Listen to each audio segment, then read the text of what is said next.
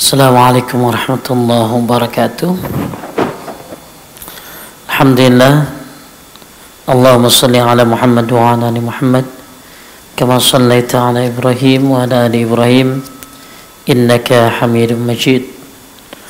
Allahumma barik ala Muhammad wa ala ali Muhammad kama barakta ala Ibrahim wa ala ali Ibrahim innaka Hamidum Majid. Alhamdulillah, Allah muliakan kita dengan amal saleh menuntut ilmu yang pada saat ini para malaikat mengembangkan sayapnya buat mereka orang-orang yang menuntut ilmu. Syahrabi menyebutkan bahwa sayap malaikat ini dikembangkan bukan untuk orang-orang haji, bukan buat orang puasa, bukan buat orang yang sholat, tapi sayap malaikat dikembangkan untuk mereka para penuntut ilmu. Suatu ketika ada seorang syekh sedang mengajar, Syekh Al-Bukhari mengajar di sebuah masjid. Di antara murid-muridnya ada yang satu orang dari tadi tertunduk saja sambil menuntut ilmu, tapi tertunduk. Setelah pengajian selesai dibangunkan, orang ini ternyata meninggal. Maka Syekh menangis mendengar orang yang meninggal sambil belajar. Kata Syekh kurang lebihnya bahwa orang ini mati ya di tempat yang mulia, maksudnya adalah masjid, sedangkan malaikat sedang menaungi sayap-sayapnya. Ketika begitu dekatnya rahmat, begitu dekatnya hidayah dari Allah, kemudian juga orang ini mati dalam keadaan berwudu dan menunggu sholat. Masya Allah, luar biasa. Makanya kata para ulama salaf, min alamat man mata taliban ilmi li'annahu mata li'annahu min alamati husnil khatimah li'annahu mata ala ta'atil azimah. Salah satu tanda orang mati husnul khatimah adalah orang yang mati dalam keadaan menuntut ilmu, karena dia berada dalam ketaatan yang azimah. Azimi, ketaatan yang sangat besar, ketaatan yang agung. Oleh karena itu kita lanjutkan kajian kita tentang ensiklopedia pahala, masih berkaitan dengan pahala menuntut ilmu. Ya, kita masuk kepada hadis yang kedua. Wa Huzaifah bin Al-Yaman radhiyallahu an anna Rasulullah sallallahu alaihi wasallam qala fadlul ilmi khairun min fadlil ibadah wa khairu dinukum al-wara. Diriwayatkan oleh Tabarani. Hadis ini dengan sanad yang hasan, diriwayatkan juga oleh Al-Bazzar dan Al-Haythami menyebutnya dalam Majmu' Az-Zawaid. Artinya dari Huzaifah bin Al-Yaman. Huzaifah ini sahabat Nabi SAW yang paling banyak tahu tentang orang-orang munafik. Siapa orang munafik pada zaman itu?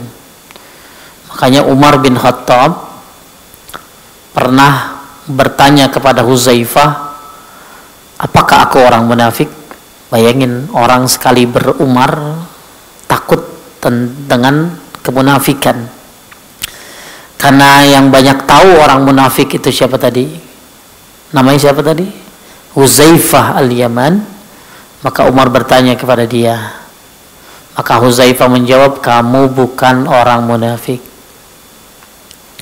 Makanya enak banget ya kalau punya teman yang bisa memberikan kita nasihat teman yang bisa memberhentikan kita dari kemaksiatan, teman yang bisa mendekatkan diri kepada Allah, dan kita bisa tanya siapa diri kita kepada dia.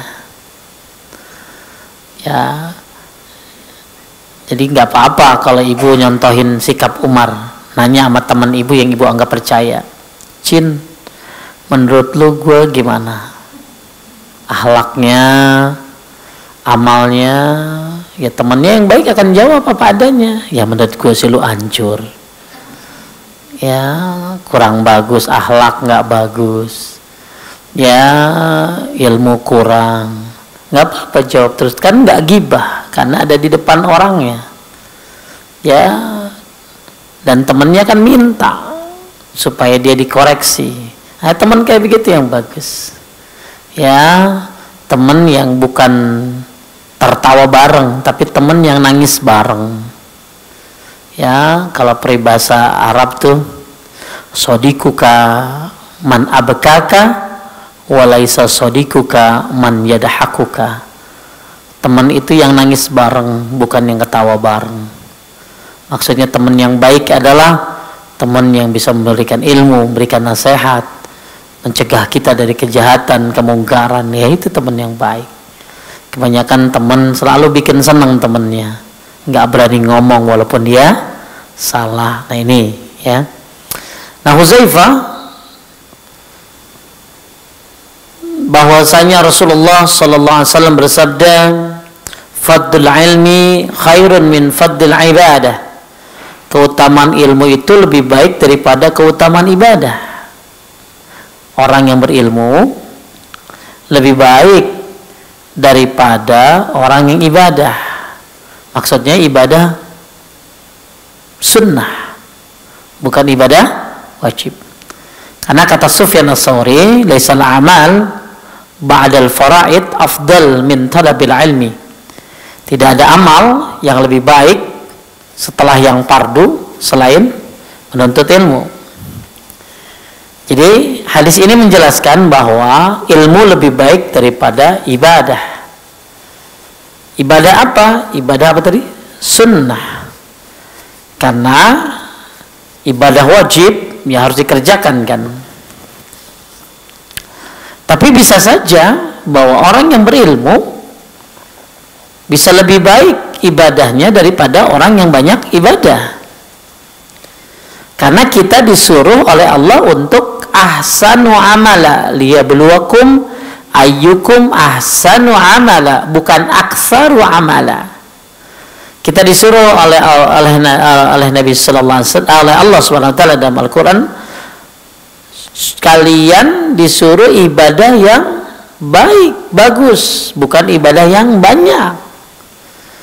Ya, karena banyak orang yang ibadah tapi tanpa ilmu. Suka miris ya, lihat orang wudunya, aduh, mau dikasih tahu mikir kadang-kadang. Ya, tapi kalau yang anaknya, kalau kita di bawah kita ya nggak masalah deh. Kalau di atas, suka mikir mau ngasih tahu tuh, aduh marah enggak ya, marah enggak ya. Ya, pernah ada orang sholat salah. Dia nggak ikut ruku, dia ikutnya sujud, berarti nggak dapat rakaat kan? Tapi salamnya bareng.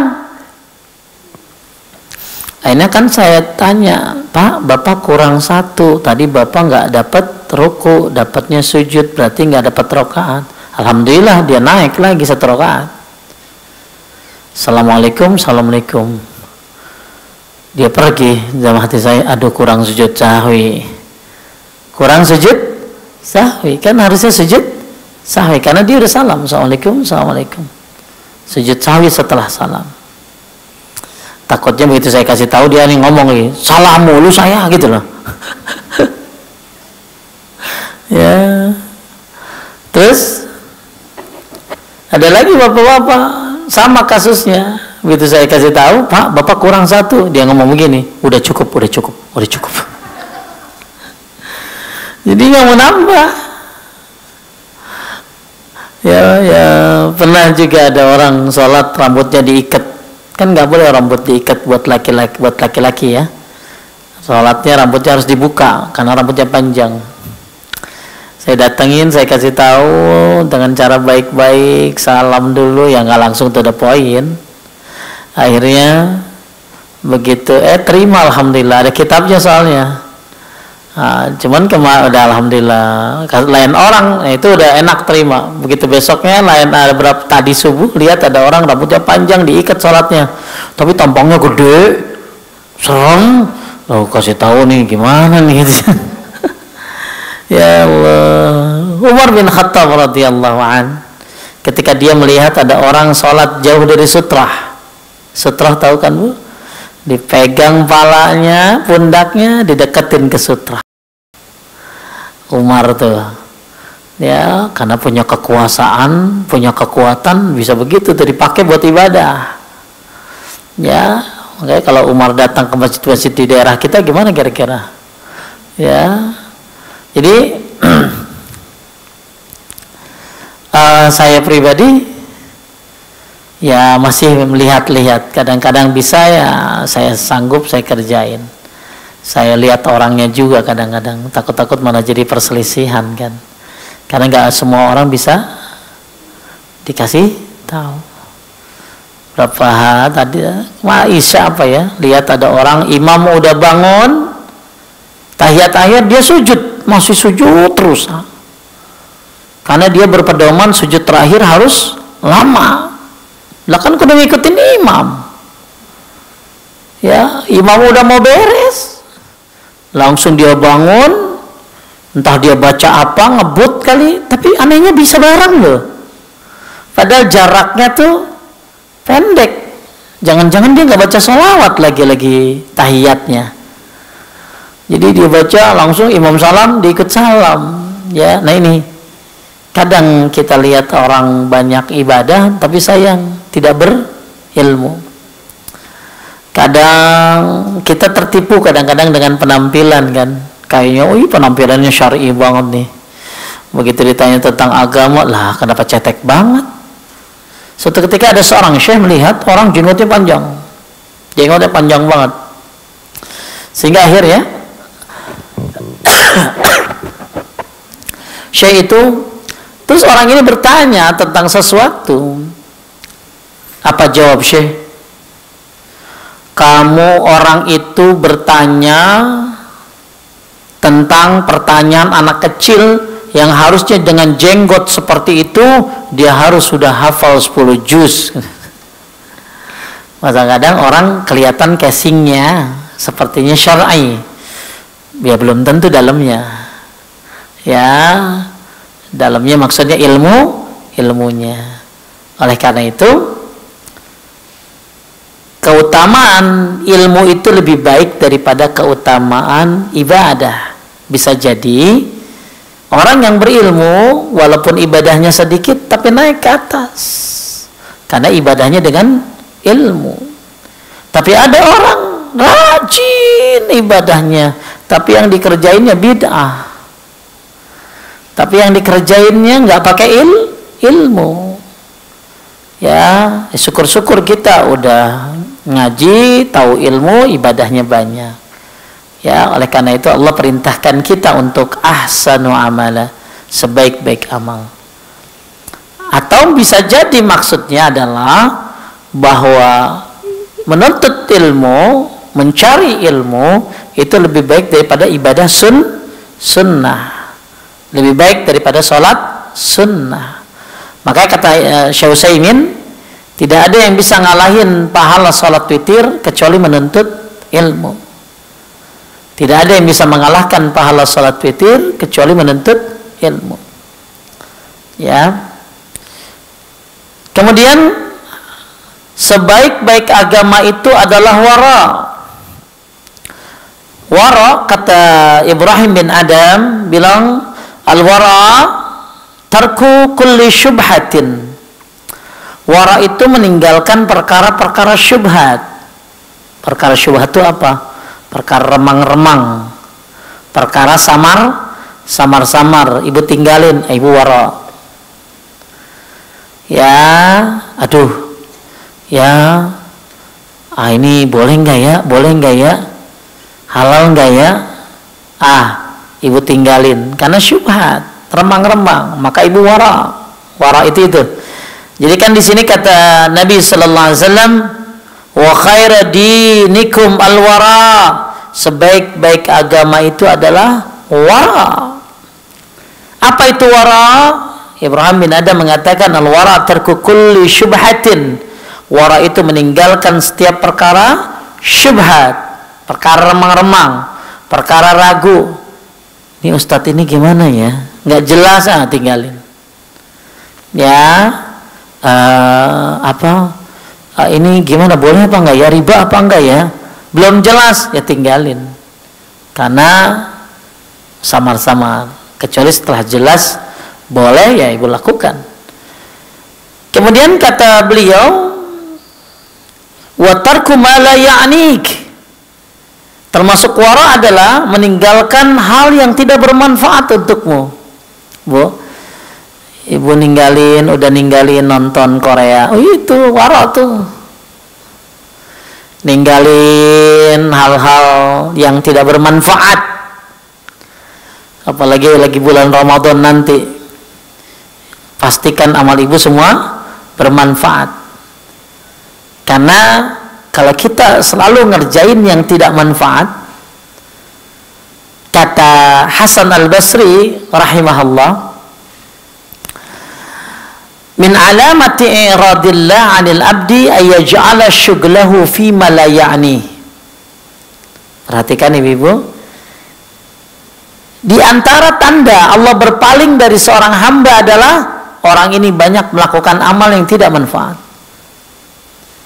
Di antara tanda Allah berpaling dari seorang hamba, orang ini banyak melakukan amal yang tidak bermanfaat.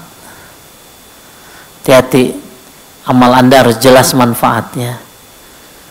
Punya handphone, hati-hati terlena. Wah, Instagram sampai 2 jam diliatin. Facebook, ya mending kalau ceramah bagus. Ini cuman info artis, cuman info yang saya ulangi ya. Kata Hasan al-Basri, beliau bilang apa? Manis di antara min alamati i'radillah 'anil 'abdi ay yaj'ala syughlahu fi ma la ya'ni. Di antara tanda Allah berpaling dari seorang hamba adalah orang ini banyak melakukan amal yang tidak manfaat. Maka pastikan amalmu manfaat tiap harinya. Kalau nggak manfaat, tinggalin aja. Buat apa? Min husnil islami mar'i tarkuhu ma la ya'ni. Kata Nabi SAW, di antara tanda Muslim yang baik adalah meninggalkan yang tidak bermanfaat. Oleh karena itu disebut apa tadi? Wara. Wara adalah meninggalkan yang syubhat dan meninggalkan yang tidak bermanfaat untukmu.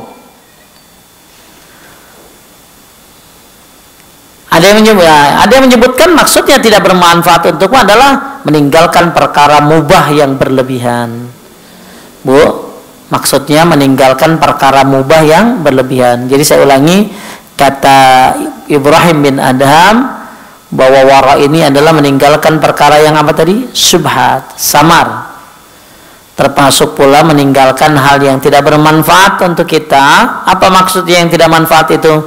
Meninggalkan perkara mubah yang berlebihan. Apa tuh perkara mubah yang berlebihan? Punya mobil berlebihan. Punya apa?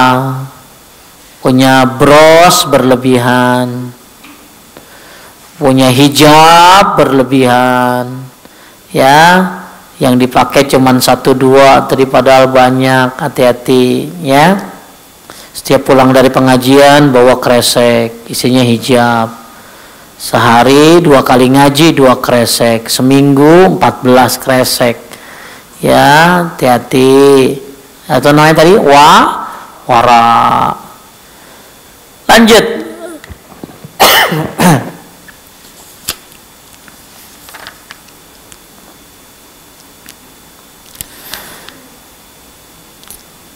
Kemudian hadis yang selanjutnya,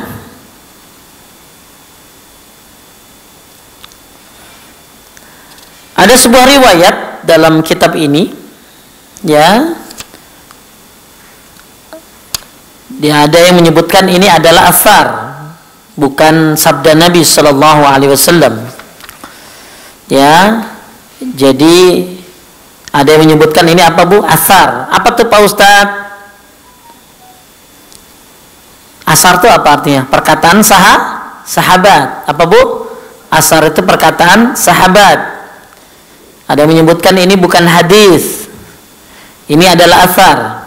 Terdapat dalam kitab ini disebutkan, pelajarilah ilmu. Ini panjang nih, ibu dengerin aja. Karena mempelajarinya adalah khasyah. Khasyah itu apa bu?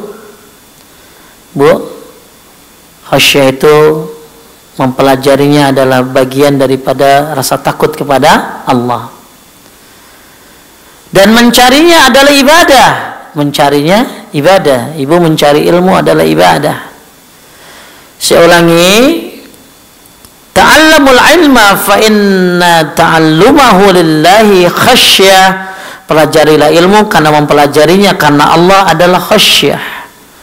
Bagian daripada salah satu takut kepada Allah. Wa talabuhu ibadah, dan mencarinya adalah ibadah. Ibu cari ilmu, ini adalah ibadah. Kemudian wa mudzakaratahu tasbih. Ibu muzakarah itu mengulang lagi. Ibu baca lagi. Nah, itu apa? Muzakarahnya berarti tadi saya ulangi, belajarnya ke apa? Mencarinya adalah ibadah, ya, dan muzakarahnya adalah tasbih. Muzakarah itu apa? Mengulang-ulang, ya, menghafal lagi. Nah itu tuh termasuk tuh bu. Ya, percuma ibu nyatet kalau dibaca kagak. Ibu-ibu tuh doyan nyatet, tapi kagak dibaca lagi, nggak pernah muzakarah lagi. Nah, ya. Jadi muzakarah itu ya ngapain tadi? Ngulang lagi, ngapalin lagi, lihat lagi, ya. Karena banyak ibu-ibu tuh bukunya sampai di stabilo. Stabilonya tuh bukan satu warna, merah, bawahnya orange, ini, wah sampai itu buku tuh udah kayak buku gambar. Catat tulisannya ada begini, penting, hafalkan. Boro-boro dihafalin, cuma ditulis doang. Sampai suatu ketika saya minjem buku ibu itu. Terus saya kasih tahu doanya. Terus dia nanya, itu doa dong, ulangi dong Tat. Doa yang mana tuh? Doa ini. Saya kasih tahu, nih di buku kamu ada tulisan penting, hafalkan. Kan saya nggak bawa kitabnya, saya minjem kitab ibu. Itu habis tuh kitab dicoret-coret sama dia. Penting, hafalkan. Bisa, apa aja ditulisin di situ. Ya, tapi sayang. Cuma nulis doang. Padahal kalau ibu muzakarahnya ini bagian daripada apa tadi? Tasbih. Tasbih itu apa? Kayak orang membaca subhanallah. Masya Allah ibu muzakarah nih ya. Kemudian dan menelitinya adalah jihad. Ibu meneliti bu. Ibu teliti tuh. Ya. Ibu neliti itu kayak orang jihad. Neliti apa? Contoh. Neliti satu hadis, diteliti ini hadisnya gimana, ya, ini syarahnya gimana, ibu teliti. Misalnya ibu baca An-Nas, ibu lihat tafsirnya. Malah kalau ibu lihat ya di dalam salah satu perkataan Ibnu Taimiyah, di antara salah satu olahraga adalah, kan olahraga itu ada 3. Satu olahraga badan dengan cara bergerak, dengan cara harakah wal masyi, dengan cara gerakan, jalan, olahraga badan lah. Kedua, olahraga apa? Olahraga batin. Dengan cara apa olahraga batin itu? Dengan cara adab yang baik, berakhlak yang baik, halakul hasanah wal adabil mahmudah. Dengan cara beradab yang baik, berakhlak yang baik, itu olahraga apa tuh? Jiwa, batin. Ibu berakhlak baik itu olahraga jiwa loh. Apa kabar? Sehat? Masya Allah, tabarakallah. Gimana? Apa kabarnya? Itu bukan basa-basi, itu olahraga itu. Olahraga jiwa tuh. Yang ketiga, riyadatul azhan. Nih, dia olahraga otak. Bagaimana olahraga otak Pak Ustadz? Bima'rifati dakikil alim wal bahs. Dengan cara memperdalam suatu ilmu dan membahasnya. Ibu baca apa? Tafsir surat apa nih? Al-Ikhlas. Ibu lihat tafsir Ibnu Katsir apa, tafsir Qurtubi apa, tafsir Utsaimin apa. Ibu bahas, ibu rangkum. Atau apa? Tentang gibah.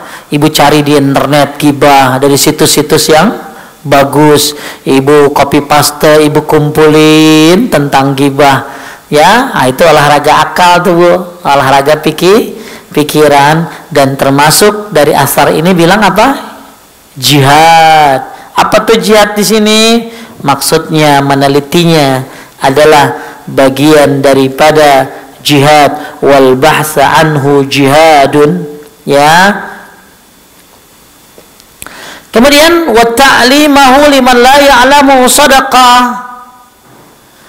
Kemudian ibu mengajarkan kepada orang yang tidak mengetahui adalah sedekah. Mantap dah. Ibu punya ilmu, dikasih tahu, Cin, menyambut Ramadan nih. Bagus loh menyambut Ramadan tuh, A, B, C, D, ibu kasih tahu. Ibu copy paste, ya, ibu bagusin dulu gambarnya apa? Tulisannya dibotin, digaris miringin biar orang indah bacanya kan. Kadang-kadang kita dapat WA dari orang copy paste, rapat-rapat tulisannya. Ya, nggak enak dibaca deh tuh. Kalau yang cinta ilmu mah dibaca, tapi kan orang nggak semuanya begitu. Apalagi kalau tulisannya indah, ada ini spasinya enak, wah mantep banget. Ibu kirim ke orang, maka ibu mengajarkan kepada orang yang tidak tahu adalah bagian daripada apa tadi? Shadaqah wa ta'limahu liman la ya'lamuhu shadaqah. Mengajarkan kepada orang yang tidak tahu adalah sedekah. Kemudian mencurahkannya kepada ahlinya adalah kurbah. Ya, wa bazlahu li ahlihi kurbah. Mencurahkan kepada ahlinya adalah kurbah. Maksudnya ibu mungkin nih maksudnya berdiskusi. Ya, kalau saya taunya bazlu itu artinya menyebarkannya, menyebarkan kepada ahlinya. Ya, kayak disebutkan dalam sebuah hadis, ya. Di antara tanda-tanda sebab ampunan Allah adalah bazlas salam, menyebarkan salam. Mungkin ini maksudnya menyebarkan kepada ahlinya adalah kurbah. Kurbah itu apa? Bagian daripada kedekatan. Maksudnya ibu nyebutin kepada diskusi dengan ahlinya. Nanya sama Ustadz, Tat gimana ini mengenai hadis ini, Tat? Itu sahih apa enggak? Katanya ada larangan begini. Ya, ibu tanya kepada ahlinya atau kepada para asatiz yang lebih bagus, lebih baik, dikenal manhajnya, dikenal sunnahnya, maka ini adalah bagian daripada kurbah. Kurbah itu artinya orang yang dekat, ya. Mungkin ini termasuk bagian daripada orang yang dekat dengan ilmu, ya, karena dia bukan hanya dapat, bukan hanya ngajarin, tapi dia coba diskusi dengan ahlinya. Kemudian li'annahu ma'alimul halal wal haram. Sebab ilmu itu adalah pengajaran tentang halal haram. Makanya kenapa disebut majlis ilmu itu, majlis ta'lim itu disebut dengan apa, Bu? Majlis zikir. Jadi yang disebut majelis zikir itu apa? Majelis zikir itu majelis zikir. Bukan. Majelis zikir adalah, kata ulama salaf, majelis yang dibahas halal dan haram. Jadi ini disebut majelis apa? Majelis zikir. Cuma orang tahunya majelis zikir itu ya majelis ngapain? Majelis zikiran. Kenapa? Karena Allah bilang fasalu, tanya ahli zikri, kepada orang ahlinya. In kuntum la ta'lamun, kalau kalian tidak mengetahui. Fas'alu ahla zikri, tanya kepada ahli zikri, ahlinya. Ya, makanya disebut majlis apa nih? Zikir. Majlis zikir itu majlis ilmu. Nah, kata ulama salam, majlis zikir adalah majlis yang dibahas halal dan haram. Oleh karena itu, bagian daripada sebab ilmu adalah bagian daripada pengajaran tentang halal dan haram. Kemudian menara jalan-jalan di ahli surga. Ya, Masya Allah. Menara subuli ahli jannah. Termasuk ilmu adalah menaranya, jalannya ahli-ahli surga. Insya Allah, ibu-ibu jangan putus asa. Ya, pasti ada ngeluarin biaya untuk ilmu. Ya, harus keluar bensin, keluar uang buat Grab. Nah, itu pengeluaran itu luar biasa, jadi ibadah. Ya, karena ibu kan sering ngeluarin hal-hal yang nggak benar. Ya, kemana aja jalan ikut. Ya, kuliner di mana? Tuh ada sate Padang enak banget di Kolong sono. Ya, itu dekat ujung kulon, disamperin. Ya, banyak hal-hal yang tidak manfaat yang kita samperin. Tapi untuk ilmu, ya kenapa kita nggak sungkan-sungkan ngeluarin duitnya? Kadang-kadang beli kitab susah banget tuh mama. Ya, sampai tuh kitab tulisan, bawa tebal-tebal, kirain buku dia, atau ada tulisannya wakaf. Ya, dibawa sama dia.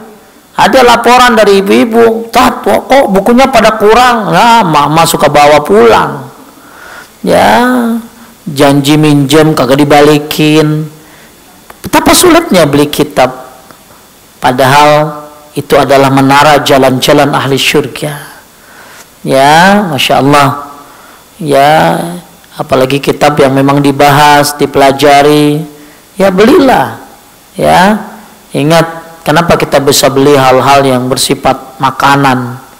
Luar biasa ibu-ibu tuh kalau udah pegang handphone, ini enak loh, kopi ini enak loh, kopi ini enak loh. Ya, tapi untuk beli kitab susah banget. Sampai nanya berapa kali bayar Tat gitu. Kemudian bagus nih Bu, dengerin. Wa huwal anisu fil wahsyah. Bu, ya, dan dia termasuk adalah penghibur dalam kesepian. Ibu-ibu sepi ngapain? Baca buku. Lihat handphone pun yang dilihat adalah not, catatan-catatan. Ya, lihat handphone pun. Maksudnya buku ini adalah teman yang paling bagus menemani dalam kesendirian. Ya, jadi kalau ibu punya buku, ya, tafsir apa,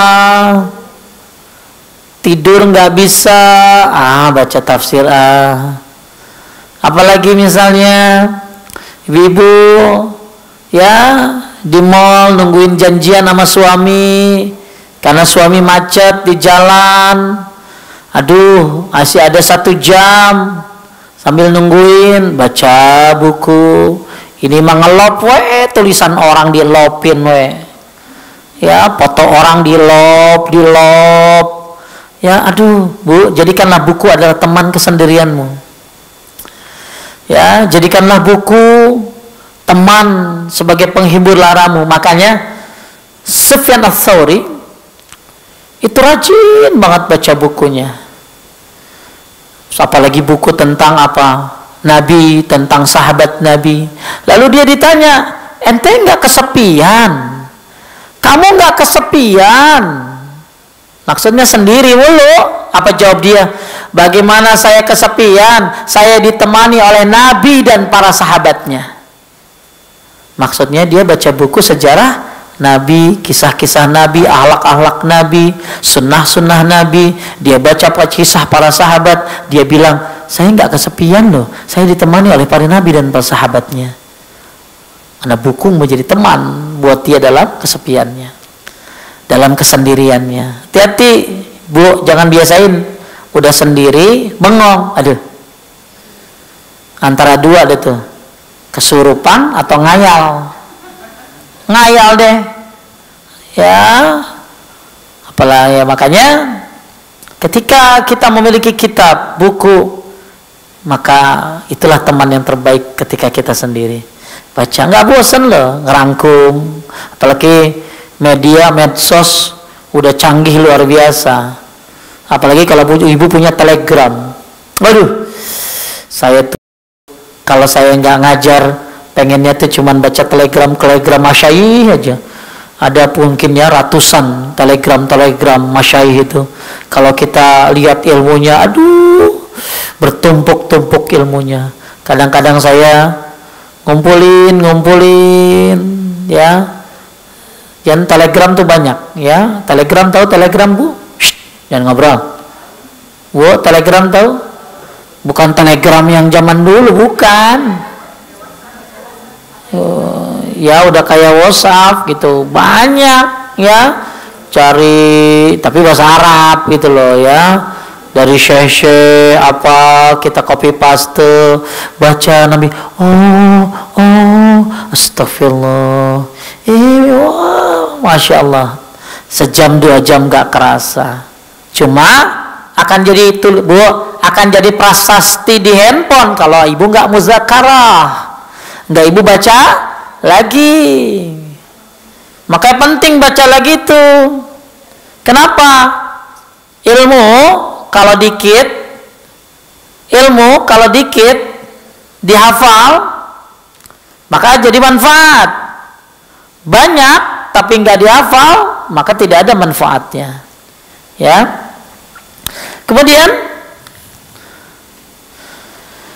penghibur dalam kesepian, terus teman dalam kesendirian, kawan dalam keterasingan, penghibur dalam kesepian, ya, petunjuk pada saat senang dan susah.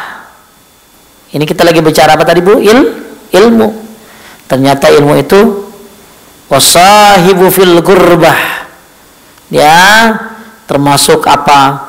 Teman di dalam keterasingan, ya, wal muhadditsu fil khulwah, termasuk ya teman yang menemani di dalam khalwah, kesendirian. Kemudian penghibur dalam kesepian, petunjuk pada saat senang dan susah, ya, wadalilu ala sarai waddarra. Karena apa tuh? Petunjuk dalam kesusahan, petunjuk ketika kita lagi senang, ketika kita lagi susah. Ilmu. Coba ya ibu-ibu lagi sedih nggak punya ilmu, bisa bunuh diri. Lagi sedih nggak punya ilmu, bisa ngapain? Bisa melakukan hal-hal negatif. Tapi ketika ibu senang, ibu nggak punya ilmu, bisa boros, belanja sana sini, ya, beli apa aja yang nggak manfaat karena nggak punya ilmu. Tapi ketika orang kaya itu punya ilmu, masya Allah, ya, dia akan timbang untuk beli ini, dia akan apa? Oh, saya kayaknya mau beli kitab aja nih, belum punya nih, ya, karena kitab saya wakaf semuanya di rumah, ya. Dia beliin kitab-kitab, dia koleksi di rumah, ya, masya Allah, ya. Ini ilmu, ya. Ilmu itu akan jadi teman ketika kita sulit, akan jadi teman ketika kita bahagia. Karena ketika kita sulit nggak pakai ilmu, akan mencari jalan pintas di luar syariat. Itu yang kita takutkan. Ketika kita lagi sulit, ya akan cari hal-hal yang bersifat negatif. Tapi ketika ilmu yang membimbingnya, maka dia cuma bilang begini, Bu, sabar. Dan dia mengatakan doa Nabi Yunus, la ilaha illa anta subhanaka inni kuntu minaz zalimin. Karena Nabi Yunus itu bisa keluar dari perut ikan paus itu lagi sulit kan, dengan tauhid. Makanya yang dibaca adalah kalimat tersebut. Maka orang yang sulit, dia akan gak lepas dari Allah, ibadahnya akan lebih rajin, tauhidnya akan dia perbaiki. Dia sadar ini karena kesalahan saya, ini dosa saya, menyalahkan diri sendirinya, bukan malah menyalahkan orang lain. Makanya ilmu yang membimbingnya. Ketika senang, alhamdulillah, dia ngomongnya apa? Udah beda. Alhamdulillahilladzi bi ni'matihi tatimmus shalihat. Dia pergunakan hartanya untuk di jalan Allah. Ya, oh, si Anu butuh bantuan untuk apa nih? Untuk gedung, dia akan berikan mumpung lagi ada. Ya, si Anu butuh bantuan untuk apa?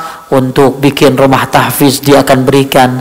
Maka ketika ilmu yang membimbingnya, maka orang yang sedang senang akan terbimbing kalau punya ilmu. Kemudian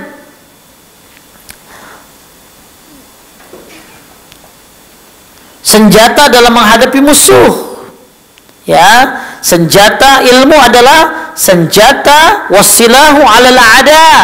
Ilmu adalah senjata dalam menghadapi musuh.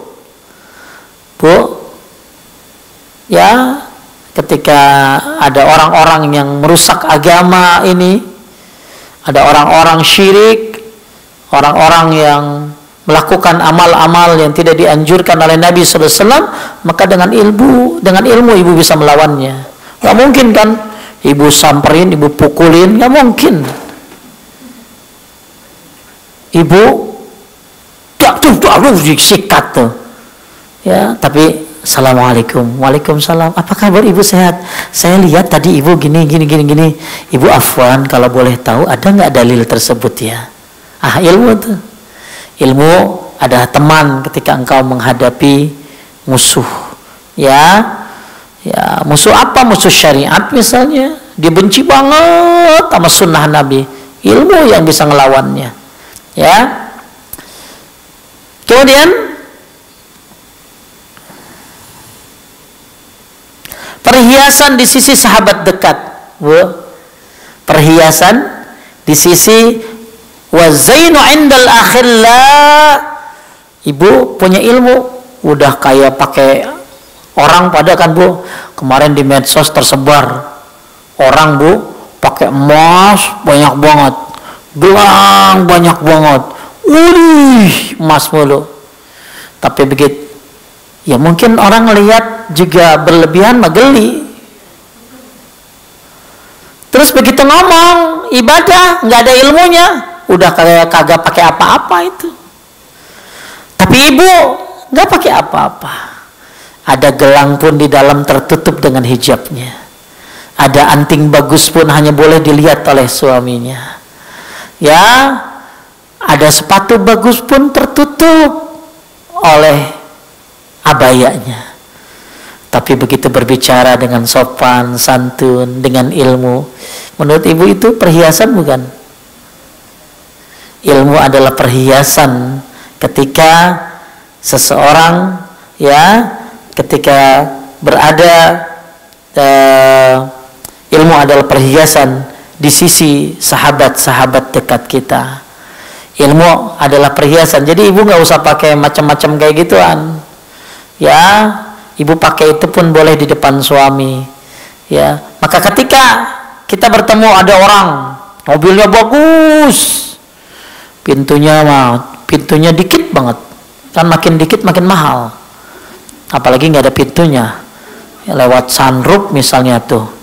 Oh, ini buatan mana tahu tuh. Terus pakai jas apa, wih, perlente tampangnya. Ya, tapi sombongnya minta ampun. Ibu tadinya kagum sama orang itu, begitu udah ngedengar omongannya, udah gedeg aja yang ada.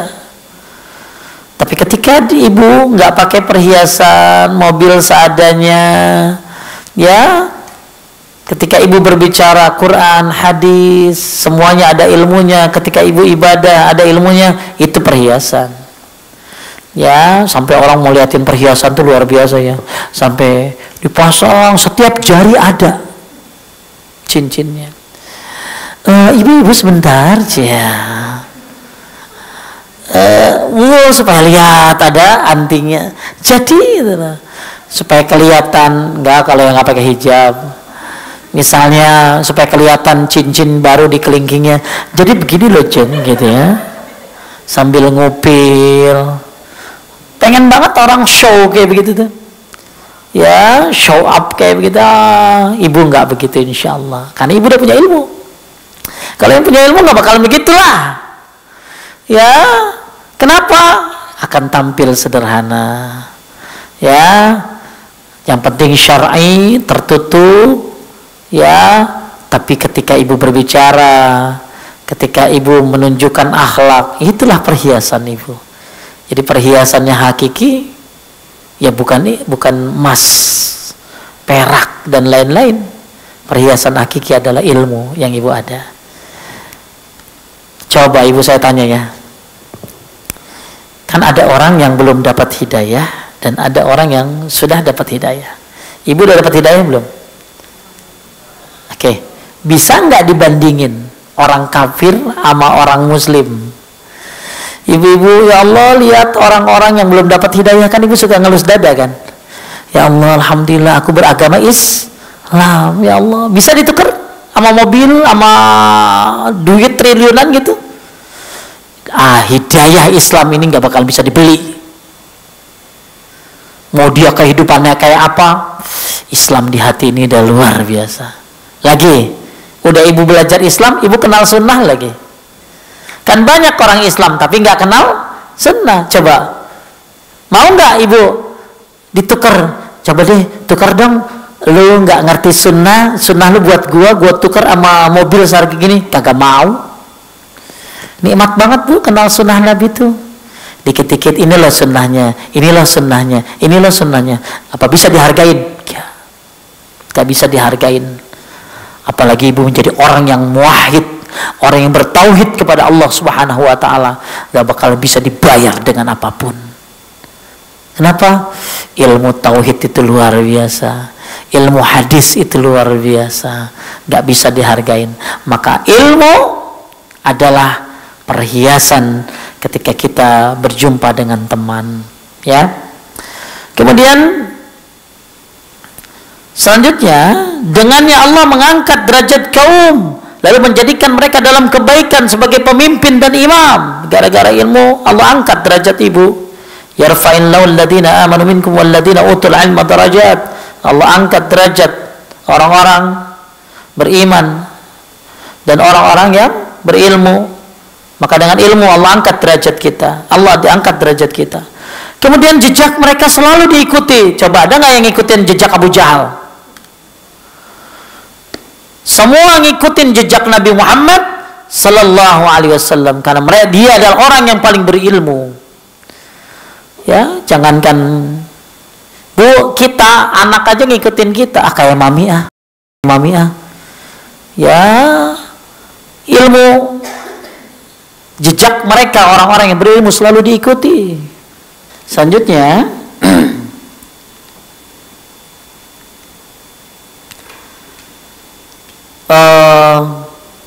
kelakuannya diteladani dan pendapatnya diterima. Ketika seorang berilmu, asar ini menyebutkan bahwa kelakuannya akan diteladani. Masya Allah. Maka kata Syekh Utsaimin, orang berilmu itu hidup walaupun dia sudah mati. Sedangkan orang yang bodoh itu mati walaupun dia hidup. Orang yang berilmu adalah orang yang hidup walaupun dia mati. Tapi orang yang bodoh, maka dia termasuk orang yang mati walaupun dia dalam keadaan hidup. Maka asar ini menyebutkan bahwa kelakuannya akan diteladani. Masya Allah, kita meneladani kelakuan Nabi Sallallahu Alaihi Wasallam luar biasa. Kelakuan istri-istrinya, Masya Allah, luar biasa sebagai contoh. dan pendapatnya diterima. Ya orang berilmu kalau ngomong ya lain tuh, ngasih pendapat juga dilandasi dengan keilmuan, bukan dilandasi dengan hawa nafsu. Makanya kalau ada orang udah dikasih dalil 1, 2 nggak nerima, udah tinggalin. 1000 dalil juga nggak bakalan masuk sama dia. Kenapa? Karena dia nggak mau nerima kebenaran. Kemudian para malaikat menyenangi persahabatan mereka. Masya Allah, ibu punya ilmu, ngaji tauhid, ngaji sunnah, ibu bersahabat ya, bersahabat dengan teman-teman yang berilmu. Ini termasuk persahabatan yang para malaikat menyenangi persahabatan mereka. Ya Allah musta'an. Ibu berteman, coba ibu berteman emang yang dilihatin apa? Kan emas ibu nggak kelihatan. Tas ibu juga yang dibawa yang biasa-biasa aja. Ya, mobil ibu di luar nggak ada yang tahu. Maka ketika ibu berteman, maka kata ulama salaf, berteman dengan orang-orang soleh itu menyembuhkan penyakit hati. Maka lala kata Fudail bin Iyad, nazrul mu'min ilal mu'min yajlil qalb. Ya, orang-orang mukmin melihat orang-orang mukmin ini membersihkan hati. Coba yang dilihat Bu sama orang mukmin, lihat ibu itu tuh baca Quran mulu. Masya Allah ibu itu ya, udah kaya raya tapi katanya tawadu, sederhana. Yang ibu lihat adalah kelebihan. Nggak ada ibu ngaji liatin tas orang. Lihat tuh tasnya baru lagi. Ya, lihat tuh. Ya, ininya. Orang yang berilmu selalu yang dilihat adalah apa yang dia bisa ambil dari orang tersebut. Maka kata Fudail bin Iyad, yajlul qalb. Orang berilmu itu apa? Mengkilat orang yang melihat orang lain, orang mukmin itu mengkilatkan hati. Sekarang yang ibu lihat seorang mukmin yang berilmu, masya Allah, senang banget. Kita melihat orang mukmin yang berilmu, bisa bertanya dengan dia, dan ibu bersahabat dengan dia, maka persahabatan ini bagian kata disebutkan oleh asar ini bahwa para malaikat menyenangi persahabatan mereka. Dengan sayap-sayapnya mengusap mereka. Semua benda yang basah kering memintakan ampun buat mereka. Karena ada hadis. Jadi Bu, jadi setiap benda kan sahibul ilmi yastaghfiru kulli syai'in hatta al-huta fil bahr. Orang yang minta ampun, orang yang menuntut ilmu itu dimintakan ampun oleh seluruh makhluk. Jadi sekarang seluruh makhluk ini sedang memintakan ampun buat ibu. Seluruh makhluk yang kering, yang basah, seluruh makhluk sedang memintakan ampun untuk ibu.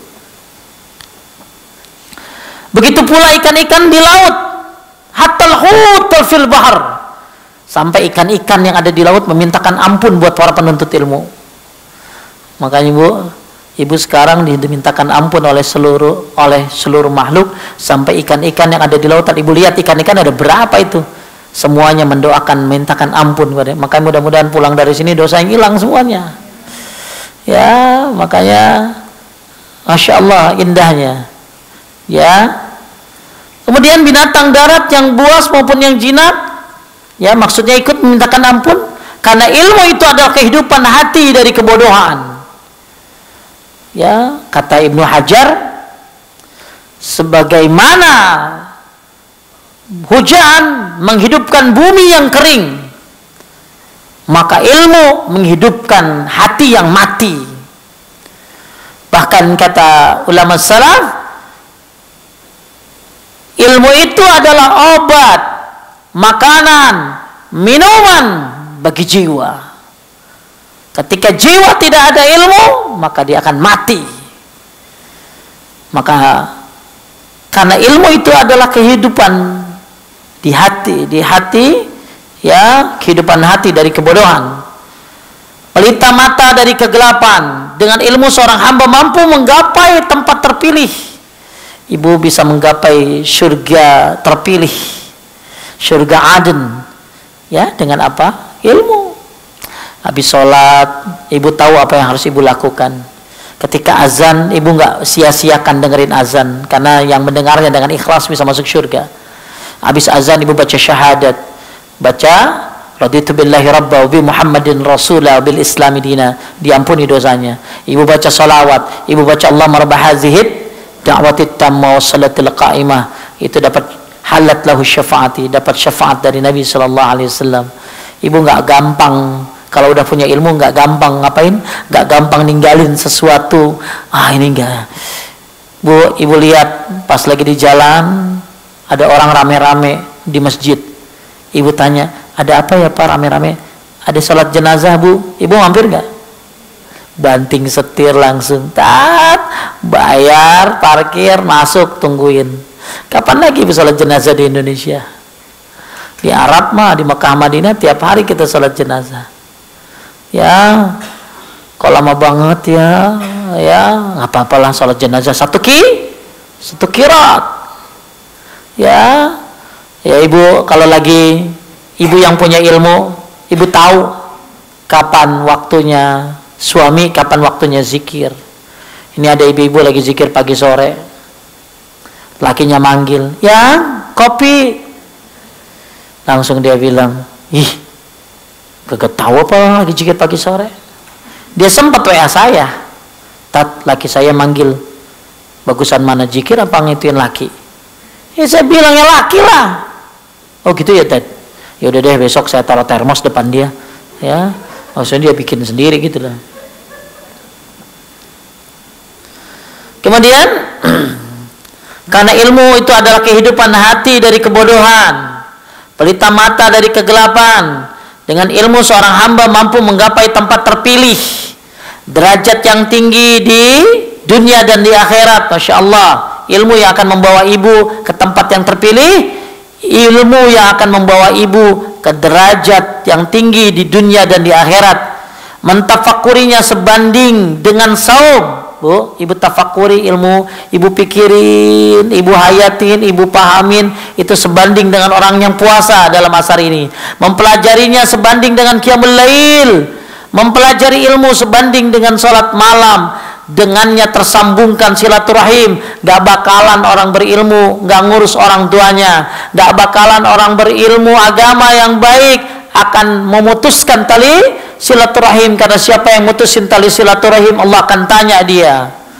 Ya, dalam Al-Quran disebutkan fasammahum wa ama absarahum, orang yang mutusin tali silaturahim akan dibutakan matanya, ditulikan telinganya. Ya, dia sadar silaturahim ini akan nambah umurnya. Kalau nggak bertambah ya berkah umurnya, akan nambah rizkinya. Dia akan sambung tali silaturahim. Dia bisa bedakan mana silaturahim, mana ukhuwah. Kalau silaturahim sama keluarga, kalau ukhuwah ini ukhuwah namanya. Ya, jangan salah naro. Ada ibu-ibu, Tat, saya kalau ketemu dia minum wine mulu. Loh, kenapa Bu? Ya habis gak enak saya mutusin silaturahim kan. Kalau saya tinggalin, saya mutusin silaturahim dong, Tat. Kan nggak boleh. Dia nggak bisa bedain mana silaturahim, mana ukhuwah. Ketika temennya begitu, dia tinggalin. Kenapa? Bukan saudara. Tapi ke saudara, ibu nasihatin dulu kan dia. Sorry ya. Ya, saya berpisahkan Allah dan karena kamu begitu saya tinggalin. Kalau saudara, rahim, ya kita tetap berbuat baik sama dia, sama tidak membahayakan kita. Ya, karena Asma pernah izin kepada Rasulullah SAW untuk berbuat baik kepada ibunya yang kafir. Maka orang yang orang yang berilmu tidak akan pernah dia memutus tali silaturahim. Dengannya dapat dikenali yang halal dari yang haram. Ibu tahu ini halal, ibu tahu ini haram loh, nggak boleh loh. Ya, ia adalah imamnya amal, sedangkan amal mengikutinya. Tuh, ilmu itu imamnya, amal makmumnya. Jangan terbalik. Ya, amal imamnya, ilmu makmumnya. Jangan ilmu imamnya, makmum amalnya. Maksudnya apa? Dia melakukan segala sesuatu dengan ilmu. Orang-orang bahagia diilhamkannya kepadanya sedangkan orang-orang yang malang terhalang mendapatkannya. Alhamdulillah, ibu-ibu termasuk orang yang bahagia yang Allah izinkan untuk menggapainya. Tapi ada orang-orang yang memang jauh dari ilmu. Sampai ngomong begini, Bu, nggak usah ngaji loh. Kalau ngaji jadi tahu. Kalau tahu jadi harus ngamalin. Dosa lo nggak ngamalin.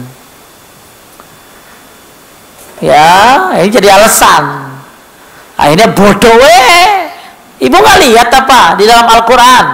Allah bilang, la kunna nasma au na'kil ma kunna fi ashabis sa'ir. Kalau kalian mau dengar, mau mikir, gak bakalan kalian masuk neraka sa'ir. Kalau mau dengar ilmu. Kalau mau mikir, gak bakalan kalian masuk neraka sa'ir. Ya, Insya Allah ini asar bagus banget Ibu. Ya. Kemudian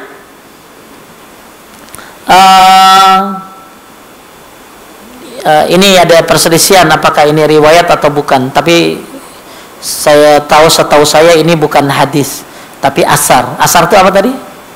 Perkataan para sahabat. Ya. Ini diriwayatkan dari Mu'az bin Jabal radhiyallahu an. Insyaallah panjang sekali asarnya. Tapi intinya ya ilmu ya adalah perhiasan, imam, teman di kala sepi. Ilmu adalah cara untuk mendapatkan surga yang terpilih dan cara meningkatkan derajat kita di hadapan Allah Subhanahu wa taala. Kemudian selanjutnya nomor 4,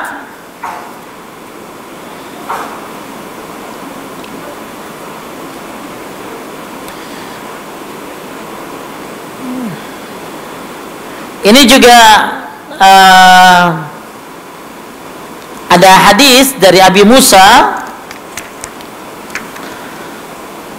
An Abi Musa qala Rasulullah sallallahu alaihi wasallam, "Masalu ma ba'athani Allah bihi minal huda wal ilmi kamasali ghaisin asaba ardan fasadat fakanat minha ta'ifatun tayyibatun qabilatil ma wa anbatatil kala'a wal ushbal kathir fakana minha ajadibu amsakatil ma'a fanafa'a Allah ta'ala bihan nas fasharibu minha wa syauqa wa syaqwa wa syaqaw wa zara'u wa asaba ta'ifatan ukhra minha innama hiya ki'anun la tumsiku ma'an wa la tumbitu kalan fadzalika mislu man faqaha fid dinillah fa'alima wa nafa'u ma ba'asani Allah bihi wa alima wa 'allama wa masalu man lam yarfa' bidzalika ra'san wa lam yaqbal hudallah alladhi ursiltu bihi.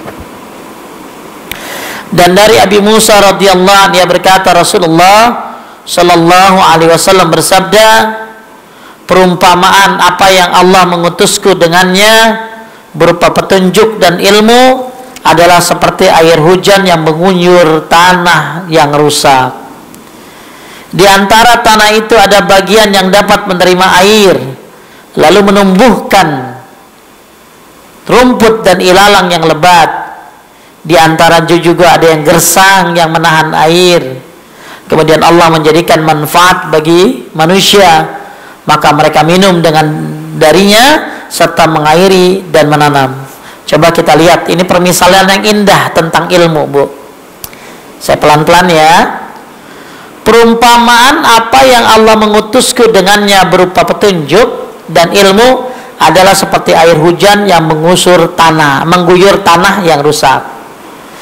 Jadi perumpamaan ilmu itu diibaratkan dengan air hujan. Nah, tergantung tanahnya. Ada tanah yang begitu kena air langsung ngapain? Numbuhin tumbuh-tumbuhan. Jadi dengan air itu, karena tanahnya bagus. Karena tanahnya bagus, sehingga begitu kena apa? Air hujan, tumbuh deh tuh apa aja di atasnya. Nah, ini perumpamaan yang pertama. Karena ada orang yang seperti ini, Bu. Maksudnya seperti apa? Jadi kayak tanah yang bagus. Maksudnya apa? Begitu dapat ilmu, diambil sama dia, diserap, diamalkan, sehingga tumbuh bagikan pohon. Yang kedua, ada juga tanah yang gersang, tapi bisa nahan air. Ngerti nggak, Bu? Jadi kalau yang tadi kan tumbuh, begitu kena ilmu, numbuh, tanahnya bagus di atasnya. Kalau kayak ini enggak, yang kedua, tanahnya itu gersang di atasnya, tapi itu alhamdulillah itu bisa nyimpen di bawah. Begitu orang gali sumur itu, ada air nggak? Ada. Masih beruntung deh tuh orang itu. Jadi walaupun nggak tumbuh, tapi di bawahnya ada air. Orang bikin sumur ada air. Ya, wallahu alam permisalannya seperti apa. Tapi kalau saya bayangkan seperti ini, Bu, ada orang yang dapat ilmu, ya, dia nggak numbuhin, tapi tetap minimal orang bisa ngambil manfaatnya dari air yang ada di dalam. Ya, air yang ada di dalam. Kemudian, dan ada macam tanah yang disirami air hujan, namun ia hanyalah tanah tandus yang tidak dapat menahan air dan tidak pula menumbuhkan rumputan. Maka itulah perumpamaan orang yang paham agama Allah dan manfaat baginya apa yang Allah mengutusku dengannya, sehingga ia mengetahui dan mengajarkannya. Perumpamaan orang yang tidak mengangkat kepalanya untuk itu dan orang yang tidak mau menerima hidayah Allah yang aku diutusnya.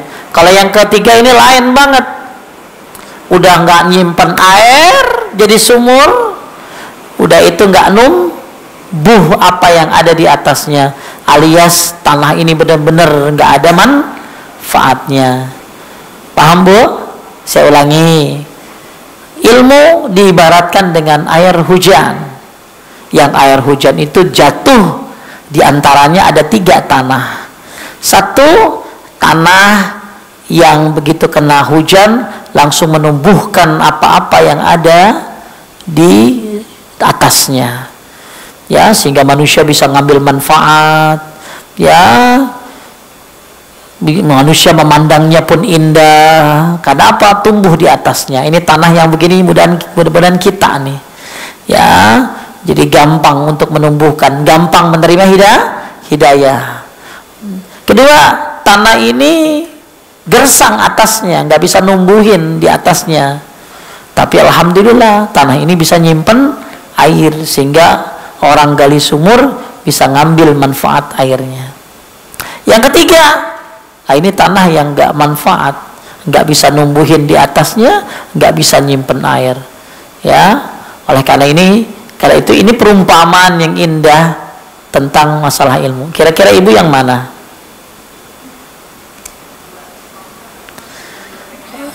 Yang pertama, mudah-mudahan. Kalau yang kedua, ya harus digali dulu kadang-kadang. Ya, maksudnya gini, Bu, mungkin kalau yang kedua tuh gini ya, susah banget. Alhamdulillah, lama-lama bertahun-tahun baru dapat hidayah, baru keluar airnya ada tuh.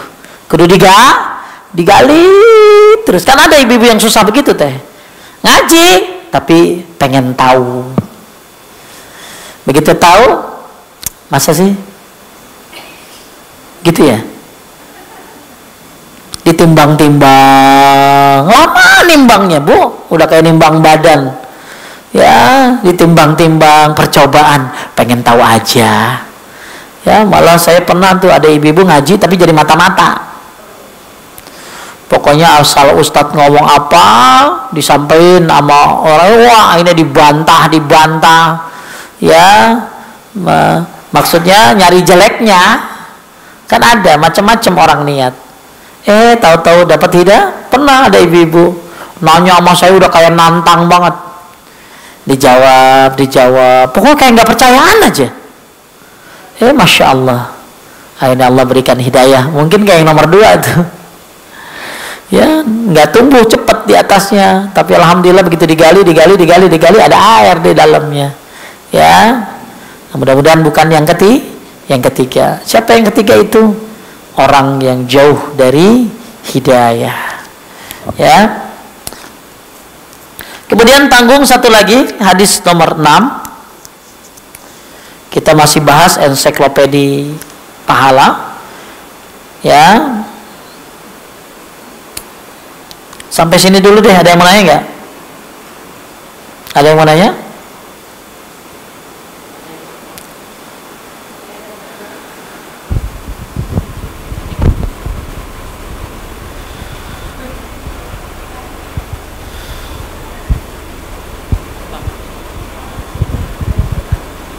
Bismillah. Ustadz,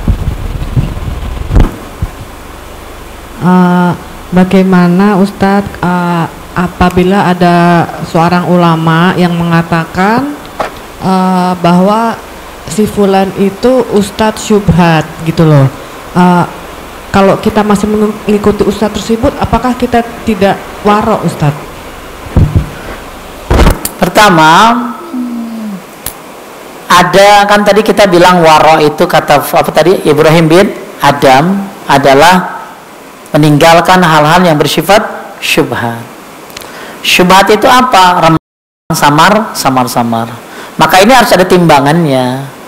Kalau ibu lihat ada barang, sesuatu makanan halal kagak, tapi ada komposisi, tapi nggak ada MUI-nya. Ibu lihat komposisinya, betul? Komposisinya apa? Kan babi juga ada kodenya kan? Semua ada kodenya.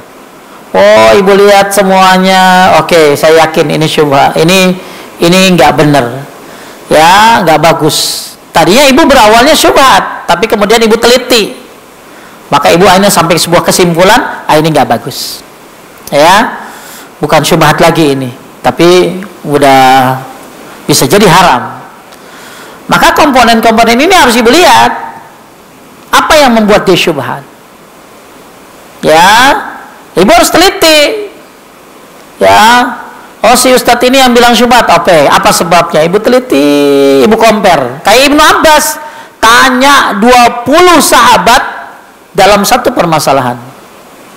Tanya berapa, Bu? 20 sahabat dalam permasalahan. Saya kalau misalnya ini hadisnya enggak, bagaimana? Jadi saya teliti dong.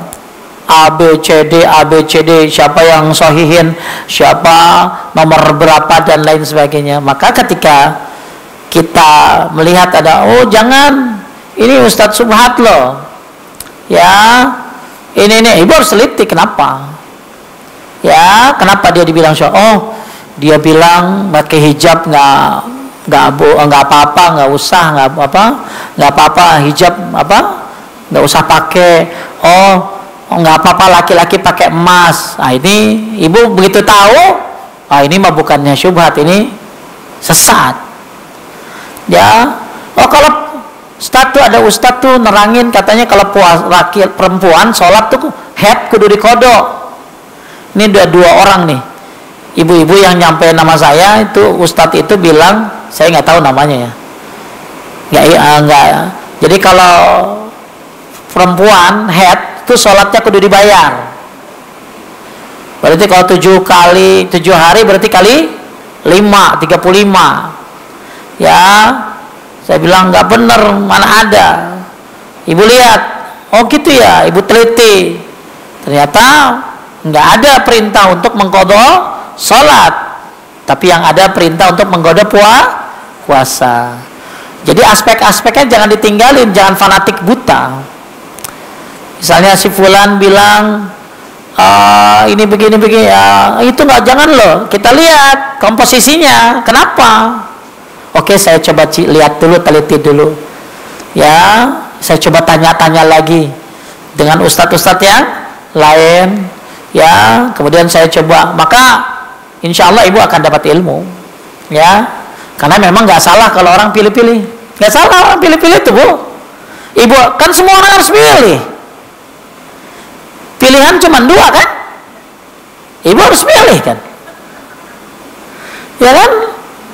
Maka kan harus dipilih. Maka saya pernah ada ibu-ibu yang ada bapak-bapak begitu. Semua orang dipelajari sama dia. Semua ustadz dia dengerin. Akhirnya dia sampai sebuah kesimpulan. pusing. Ya, akhirnya dia bilang, saya harus milih ternyata. Siapa yang harus saya pilih? Ya, nggak sembarangan untuk memilih. Ya, makanya kalau saya suka ada ibu-ibu yang begitu ngaji, kayaknya udah ngelihatnya udah kayak apa ya, saya masih husnuzon aja. Tapi kayaknya ngeremehin apa-apa ya, Bu, yang mau ngobrol aja, kayaknya nggak dengerin kita. Bu, kalau ibu nggak nganggap saya, ibu keluar aja, jangan ganggu yang lain.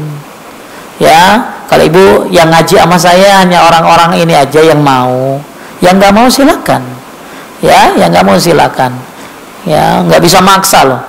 Maka nanti di akhirat ada nabi yang punya murid cuma satu. Ada nabi punya murid cuma 2.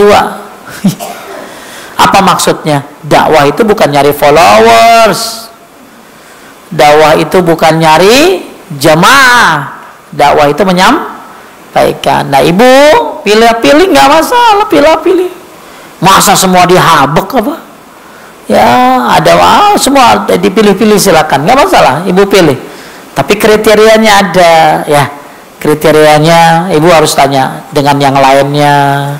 Karena kadang-kadang mengetahui seseorang ini syubhat atau tidak itu kayak nggak kayak masuk nggak kayak masuk Indomart lalu ketemu apa yang ibu cari.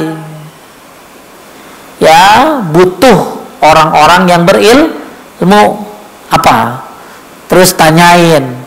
Ya, oh oke, ternyata benar. Tinggal silakan. Wallahu a'lam. Ya, intinya lihat komposisinya, perbandingan. Ya, kalau memang yakin malah perlu istikharahin. Ya Allah, kalau memang baik berikan aku kemudahan.